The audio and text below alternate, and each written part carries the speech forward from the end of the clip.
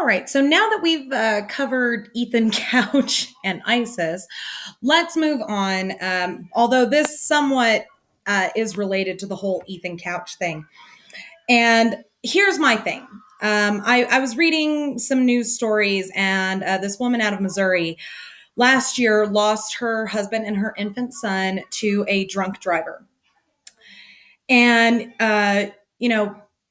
Miss, you know who you are. I'm not going to, drop your name online because I think that that's rude. But you know who you are. And I just want to tell you that I am really very sorry for your loss. And, I'm backing you up on this. And I will tell everybody why I'm backing her up on this. My father was a very good man. And he served in the United States Navy for many years, and then he moved on to the Navy Reserves, at which time my mother and he moved our family to northern New Mexico, where I grew up. And as part of the Navy Reserves, he had to do his, 2 weekends a month, 1 week a year, 1 weekend a month, 2 weeks a year. I'm not entirely sure how that all works. But my father was heading down to the big city in my state where I live, Albuquerque, and to fly out to San Diego to do his 2 weeks for the year.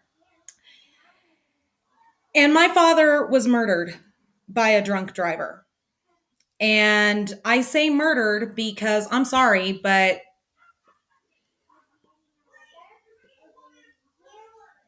sometimes you got to really make it go again. I say my father was murdered because these people are no better than murderers. Okay. Now, I studied criminal justice. I have a degree in it. Murder 3 is like when you do something that you kind of know could severely hurt someone and they die as a result. Murder 2 is when you know what you're doing could result in a death or severe injury and you do it anyway. But these two are, it wasn't planned.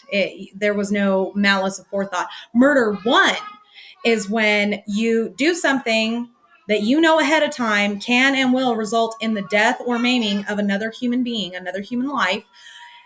And you do it anyway, but you do it with malice of forethought. And I'm sorry, but drunk driving is with malice fucking aforethought. You know what you're doing. And I'm sorry, I don't care how fucking drunk you are. You still know when you get in that fucking car and you turn that key that you could potentially take out a whole family.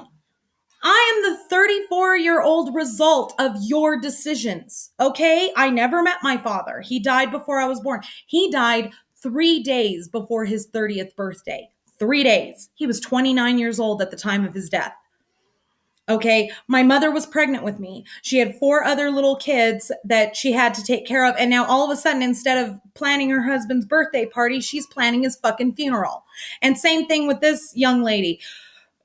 It was a normal fucking day. And they were just going to an appointment. And this fucking bitch that had been at a wedding reception plowed head on into her and her family. And she survived, but her husband and her infant son did not. And the fact is that when you make that decision, you are committing murder, first degree murder, not vehicular homicide, not manslaughter, not vehicular manslaughter. You are murdering not just one person or 2 people. You're murdering a whole fucking family. And for what? For a beer? Fuck you. And as for the people, because later it came out that this woman was at a wedding reception. So there had to be at least, 100 people there that saw how fucked up she was and did nothing. Fuck you too. Fuck you for not taking her keys and telling her, no, we're getting you a cab or I'm driving you home or whatever. How dare you make that decision for another human being's life? What is wrong with you people? What, you think the drunk's not going to like you in the morning? Who fucking cares? At least she'll be alive and so will other fucking people. The woman in this case died. And good. She deserves it. As for the family of the killer, you need to at least reach out to this young lady and apologize.